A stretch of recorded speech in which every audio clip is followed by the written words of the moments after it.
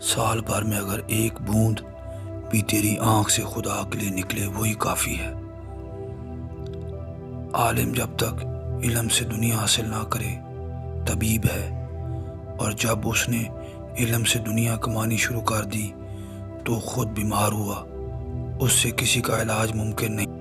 جو حرام مال سے صدقہ دے یا کسی نیک کام پر خرچ کرے وہ ایسا ہے جیسا کہ گدھے کے پیشاب سے پلید کپڑے کو صاف چاہتا ہے۔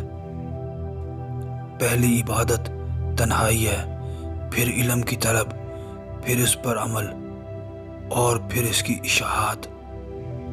جس کی نماز میں عجز و انکسار نہیں، اس کی نماز ہی نہیں۔